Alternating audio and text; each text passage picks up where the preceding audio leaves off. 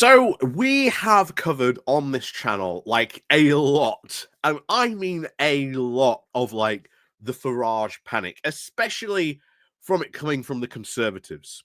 Like we've seen all their panic that they don't know what to do about Nigel Farage. They have no idea how to fight back against him.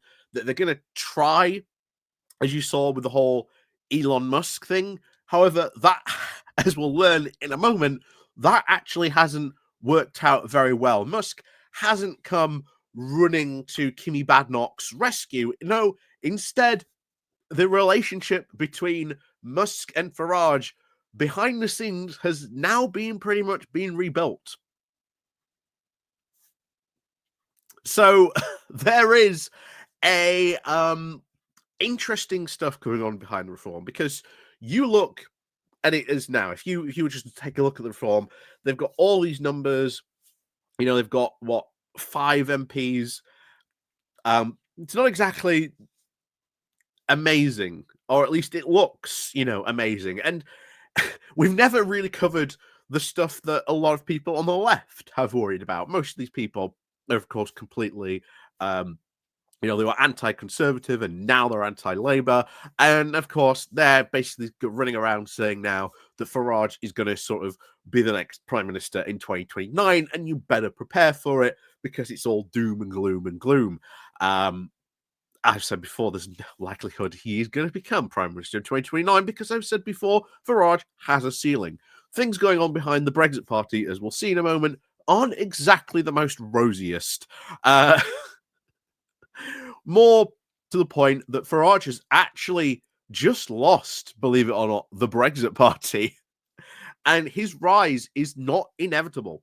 It is not inevitable at all, because both these sides completely forget that there's this third party called the Lib Dems. And I've talked about this before, but anyone who is sort of, doing on the Farage doom train, be they on the right or the left, they always forget to think about or how the Lib Dems sort of, factor into this whole conversation. As I've always said, Ed Davey's plan is to become, not to win the next general election, but to become the main party of opposition and to be seen as the main party of opposition. That is his goal. That is what he's set out to do. And like I say, we'll see how that happens over the next couple of years. But I think their chance now for the Lib Dems to do that is like their best chance they have. We'll see how they go on and, of course, achieve that. Like I say, we've got the upcoming local elections. I expect, shall we say, the Lib Dems to do quite well in those local May elections. And of course, their success won't get talked about at all. Meanwhile, so we're going to have a look at what's going on behind the scenes, because this really does expose, actually, that if you lift up the rug or peep behind the curtain, there is a lot of chaos going on behind the scenes in the Reform Party, and it's not very good at all. So before we go on into this, please remember to click on the like, share, and subscribe button. Down below, there are links to my Patreon page, the One Foundation link called Buy Me Coffee, where you can buy me coffee, the YouTube thank you button, and of course, as always, there's the Pony Club down below as well. So let's crack on then into this. Coming from the Independent, of how Farage lost the Brexit Party and why it means reform is not inevitable. So, Nigel Farage has lost the rights to the Brexit Party name in now an apparent admin slip. The party that he led to victory in the last ever European elections in the UK effectively took out Theresa May's premiership and ensured that Britain would leave the EU. He may not obviously care now that he leads its successor party, Reform UK, but it is a rare symbolic loss for a man whose ascendancy currently appears to be inevitable. The story of how he snatched the Brexit Party name from the original owner, Catherine Baddock, was it Biddylock? I think that's how you say it. And of course, she now subsequently got it back, is an analogy of why the unstoppable veneer of Farage and Reform may only be very superficial and not a fait accompli. And this is what I think it is. I think they are right. This is what I've been talking about. The rise of Farage is not as assured or as I've seen some people on the left say, oh, Farage is going to be the next prime minister. Again, I don't think so. I think it's very, very superficial, most of the stuff that he has. So, the packed reform rallies, leads in the polls, and of course the apparent weakness of the Tories and Labour has given Farage all that he seems like the perfect environment to replace one of at least the two main parties, something only ever achieved by Labour over a century ago in the history of British democracy. But since the public falling out with Elon Musk, key chinks in the armour have now appeared. Not least the concern that many of the right-wingers who have now followed Farage support Tommy Robinson and believe that Farage's stance on Robinson signals the reform leader is now going soft on issues related to race and religion. And this was always going to be Farage's undoing. We've talked about this. There is an element of these reform people that want Farage to talk more about race, to talk more about religion. But Farage knows if he starts talking about that, he then will lose a lot of support. He will lose a lot of support if he does start doing that. And that will hurt him significantly. A lot of these people who he's had come from the Conservatives don't want to be in a racist party. But if they do start talking about race and religion, guess what they'll do? They'll go, oh, didn't want to be in this type of party. We'll go and join, maybe we'll go back to the Conservatives. So always remember that reform is not unified as it first appears on that. So let's cover the discontent in the ranks. So for those who actually care to look, there is an actual lot of unhappiness behind the scenes in reform. Not at least, of course, with the arrival of Zifa Yusuf as chair now to try and professionalise the party. An early warning sign was Yusuf waiting for Farage to be out of the country to sack the long-time press officer Gavin Towler. Towler was considered too eccentric, even though he was very popular with political journalists. Towler, who had been sacked from UKIP and other Farage entities by at least 4 times before, has now reinvented himself as a talking head and remained loyal while others have not. Noticeably, businessman and, of course, former Brexit Party MEP Ben Habib, who was the deputy leader of the reform until the election, has now left the party.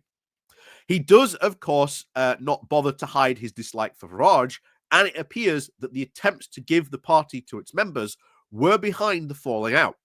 Habib described the democratization of reform brought in by Yusuf as a sham. Habib was happy at the way that Farage had stepped back into reform and took control during the election, pushing people like him to the fringes or just out altogether. He was also very irritated by Farage's now dropping of established policies on the fly in the middle of a live radio interview. On top of these, there are, of course, claims that Farage and his deputy, now former leader Richard Trice, are barely even speaking. Again, not a lot of this seems to get covered when people brought up, but it is worth looking at stuff like this and stories going on of what's going on beneath the, behind the curtain. It's not good. Like the inner workings of the party are one that, to me, resemble a powder keg. And all it will take is a match. And remember, Farage has to keep the current state of things going for the next, or at least until 2029.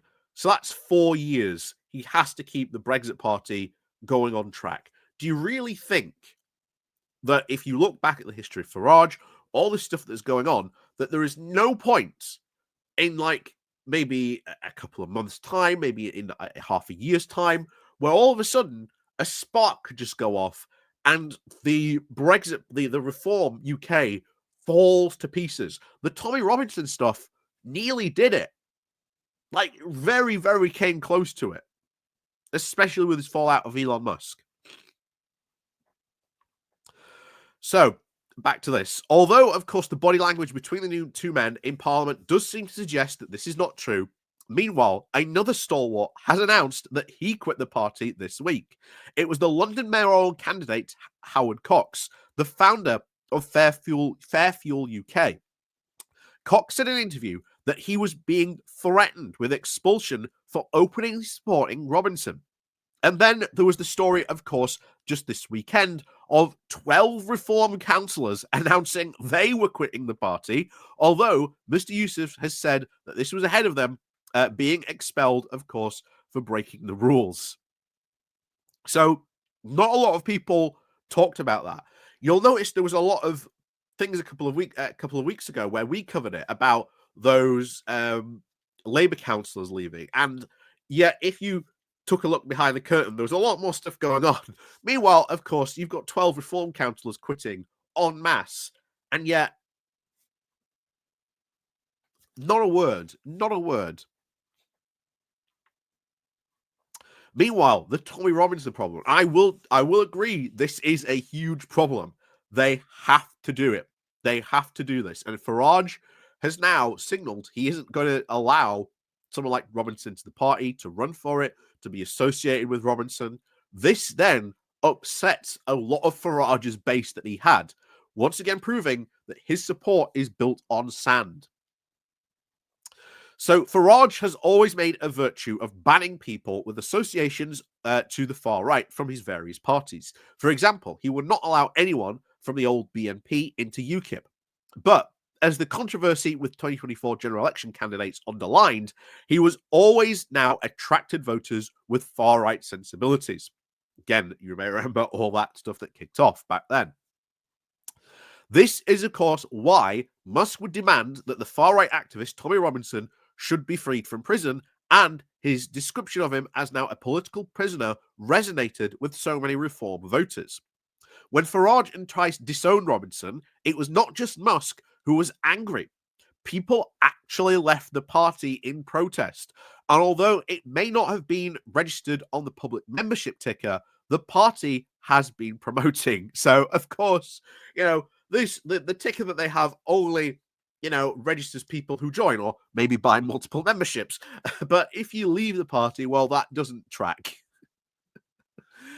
So, the calculation is, at the moment, that with Reform now distancing himself from the claims it is extremist, the number of those joining now easily outweighs those leaving. So, when Trice referred to, quote, that lot, in reference to not wanting Tommy Robinson supporters around 50 left. But in that same period, around 2,000 people joined. But the uncomfortable reality is that when Musk said Farage was not fit to lead Reform, it had a surprising resonance with the right-wingers, both inside and outside the party, because of the Robinson issue. And I brought this up at the time as well. There's not a lot of people that have really ever questioned Farage's capability to lead. After all, he gets in the headlines. He sort of has this media narrative. He has like that thing, but actually, a party leader needs to do more than that. And is he really the right person to lead a party? I mean, after all, his time as an MEP, he didn't pass any legislation. He barely even attended, committee hearings when he was on a committee. He barely even turned up to the actual parliament itself, only occasionally. But again, some leader, right? Not only this, but the big brouhaha about wanting a grooming gangs investigation. Reform and its MPs didn't even turn up to the vote. Thought it was so important that this happened, they didn't even turn up and actually vote on it. Interesting, that, isn't it? So, notably, it continues, Cox and Habib were all over the airways now criticizing Reform's leadership over it. It also became a big issue last week when Farage appeared to agree that if Trump wanted the UK to take back if Trump wanted the UK to take back the ISIS bride Shamia Begum, then it should This on top now of a previous interview where he suggested the party might need to embrace Islam to win, a sensibility the vast majority of voters would not support.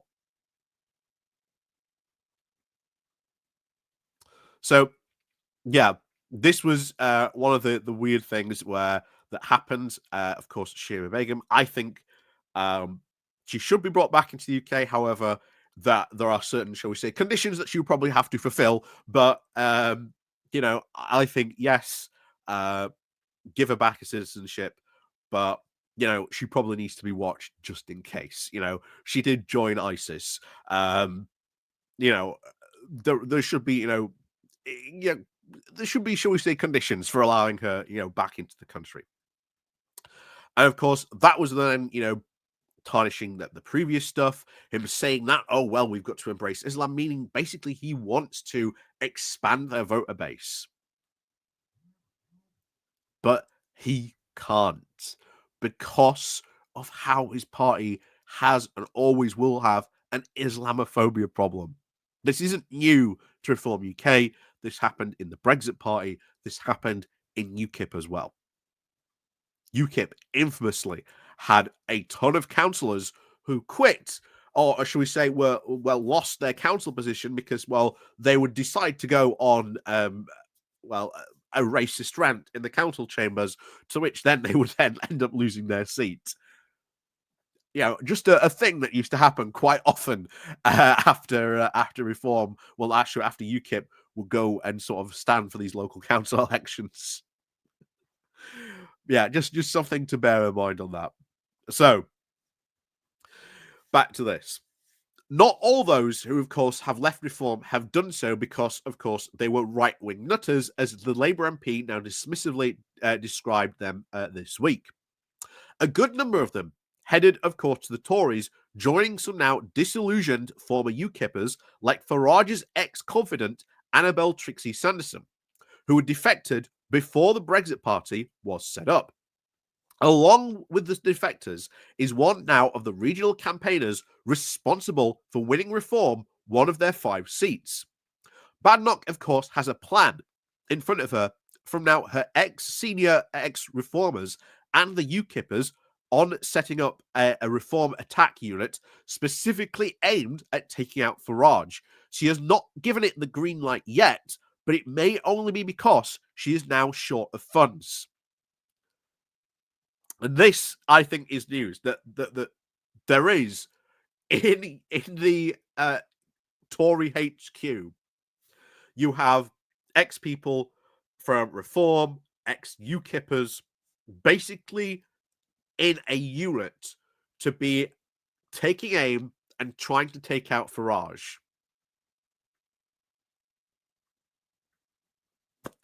Will it get the green light? Who knows? We'll see. We'll see, but she does have to sort out that fund shortage. That is quite true. That is something she will have to do. Reform has also now been boosted by the decision of billionaire businessman Nick Candy to leave the Tories and, of course, join the party. But while Candy's cash and, of course, fundraising ability are, of course, certainly helpful, he also represents a somewhat now conflicting message. Reformers, like many parties, had made a point of supporting the NIMBY instincts of voters who do not want the green areas around them covered over or built on. However, this question is already now being asked about how this sits with having Candy, a major property developer, and Tice, another property developer, playing such key roles now in the party. Already, this issue is being processed and being weaponized by Reform's opponents and critics. So again, something else there. Another strategy that is being now relentlessly pursued by Reform is to get high-profile Tory defectors on board. But the trail now of failed Tory MPs who lost their seats but have now previously attacked the party is not helping them with membership's morale. There are a lot of moans about how and why the former Tory MP Dame Andrea Jenkins is now running for Mayor of Lincolnshire, where her home county in Yorkshire is where she was an MP in Leeds. However, Friends do point out that she did grow up in Lancashire and was a councillor in Boston. But in reality, this churning perhaps has more to do with the ex-Tory MPs who had fought against reform being parachuted in over those who had joined the fight from the start. Meanwhile, Reform's former chair and chairman, Dudley North Andrew Southwell, angrily spoke out when another former Tory MP, Marco Lugreen, was unveiled now as a new member. It had all the echoes of the former Reform Clacton candidate, discovering at the very last minute that he was to be replaced by Farage. Southwell said, "I wasn't even warned by head office. I had to be looking over my shoulder for some time." So the Brexit Party stuff. This is kind of interesting when all this happened. So the Brexit Party name was initially registered by Catherine Bennock. This is, of course, UKIP's former economic spokesperson. In 2018, she was persuaded to do a deal with Farage to effectively allow him to take over and lead the party as a limited company back in April of 2019. She was then forced to resign as director because Farage had told her in a letter ahead of the 2019 European elections that her far-right social media output would prevent them from being given a bank account by Metro Bank.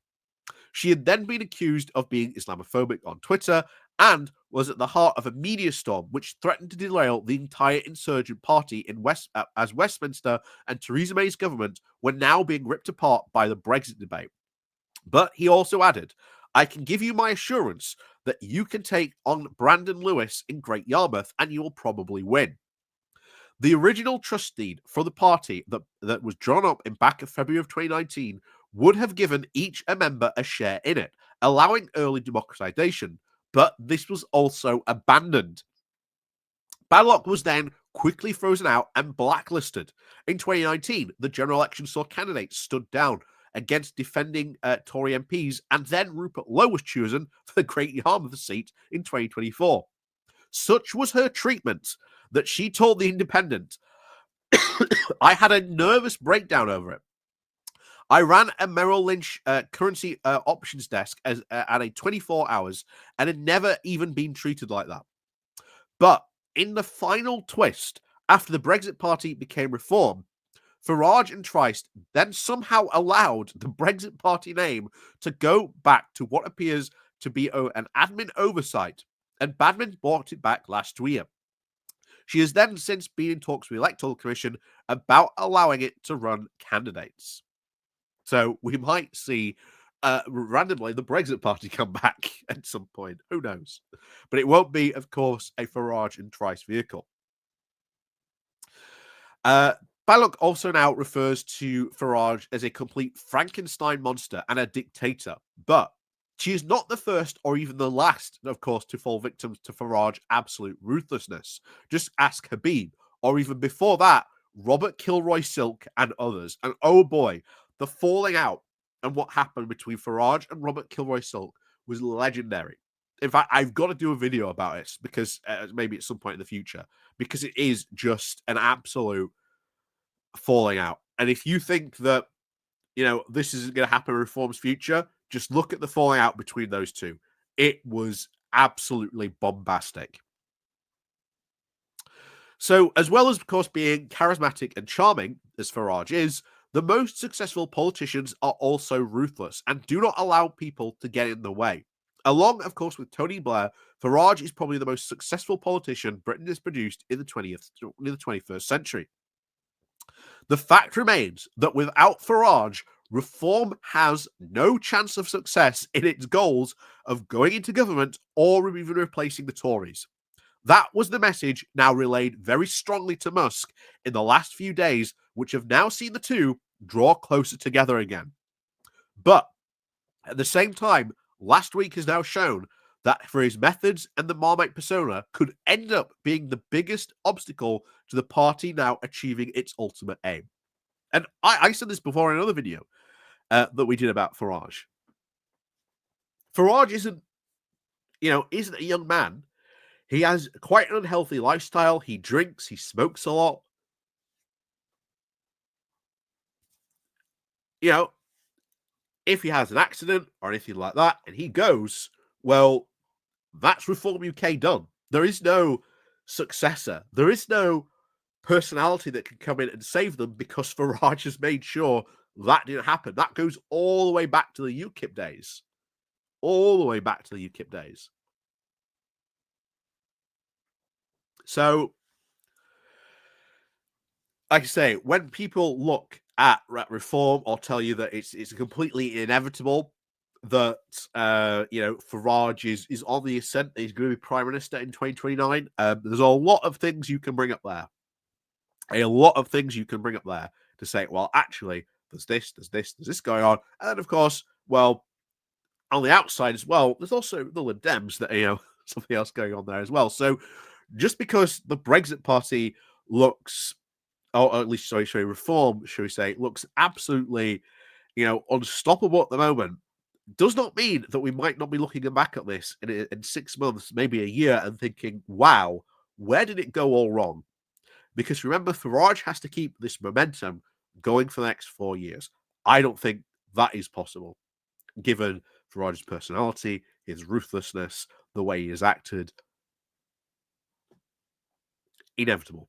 And then, of course, the other decision, if he actually ever did get in, he would be a disaster.